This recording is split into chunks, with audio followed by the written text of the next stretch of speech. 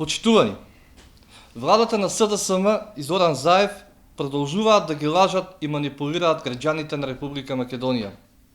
Она што во моментот се случува со земјоделието во државата е крајно неодговорно и несовесно менаџирање на власта. Ветуваа брда и долини во земјоделието, но реалната ситуација е сосема поинаква. Поголем дел од праските оваа година завршија на нивите и во депониите. Јаболките исто така останаа неоткупени. Нема ништо од ветувањата дека кога СДСМ ќе дошле на власт, откупувачите ќе се тепале кој да ги откупи земјоделските производи. Ниту пак дека цените ќе растат и ќе немало да остане ниту 1 килограм неоткупен земјоделски производ. Со еден збор, се што кажа СДСМ и Заев се излагаа. Повеќе од 2 години власт на СДСМ, народот секојдневно ја плаќа над 3 денари по високата нафта поради акцизата која ја воведе Заев. Зелената нафта е само уште една лага на власта. Оваа популистичка мерка ќе важи само за 55.000 регистрирани земјоделци, а во Република Македонија има регистрирано над 100.000 земјоделци.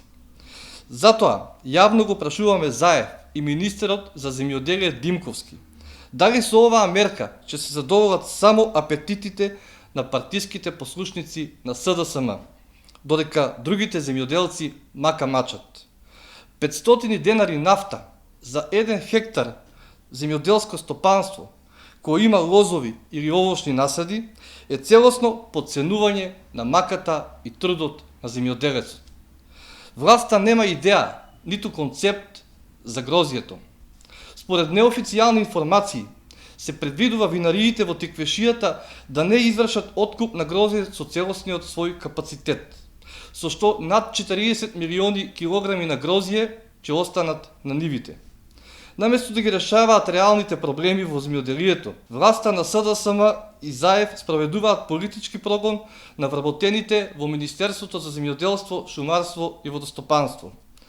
Вработени се разместуваат од град во град, се со цел раководните лица на СДСМ да ги задоволат своите лични суети.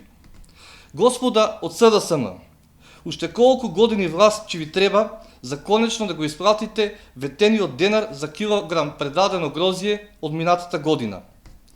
Кога ќе ги испратите дополнителните 20% субвенции за регистрираните земјоделци?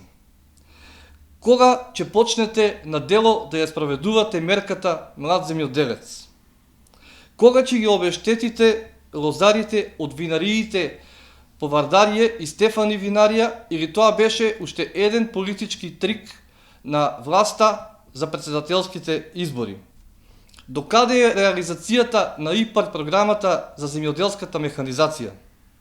Почитувани, екзистенцијата на земјоделците е алармантна, а виновници за тоа се Зоран Заев и СДСМ. Оваа пустешење во земјоделието мора веднаш да престане. И затоа е потребно заминување час поскоро на Зоран Заев и СДСМ. Потребна е влада која ќе се грижи за земјоделците, а ВМРО ДПМН ќе го направи тоа многу брзо.